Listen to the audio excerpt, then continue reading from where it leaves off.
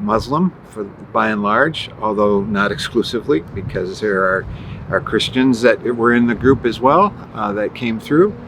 They didn't look like the Hungarians. And in Hungary, there's a strong sense of nationalism, national pride, and sort of like a Hungary first above all other things type of mentality.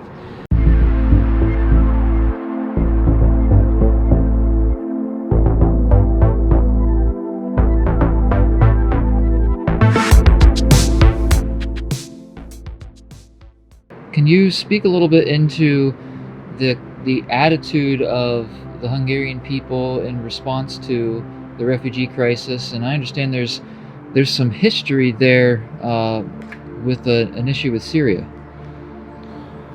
Well, back in 2015 was the Syrian refugee crisis, and the government of Hungary and most of the population of Hungary really opposed that migration that was taking place through Hungary, as the refugees really wanted to get to Western Europe in hopes of better wages, better opportunities than they found in the Eastern European countries.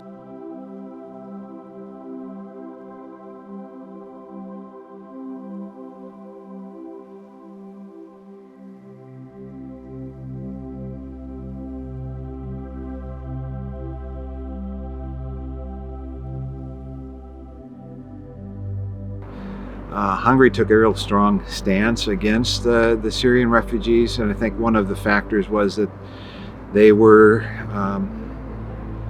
Muslim by and large, although not exclusively, because there are Christians that were in the group as well that came through.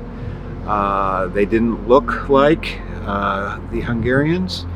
And in Hungary, there's a strong sense of nationalism, national pride, and sort of like a Hungary first above all other things type of mentality.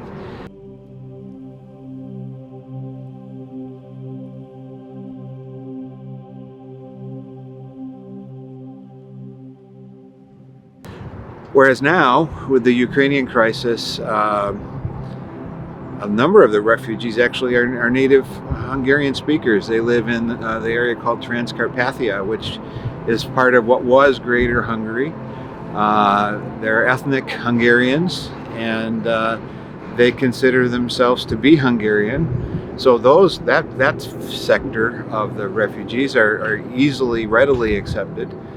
But then the other Ukrainian refugees that are coming through, they look like Hungarians. They are by and large Christian, at least nominally, and so there's a shared set of cultural values, a shared history that makes the Ukrainians refugees more acceptable to be welcomed into the country, and they have been welcomed into the country in a large way, and significantly different from what happened in 2015.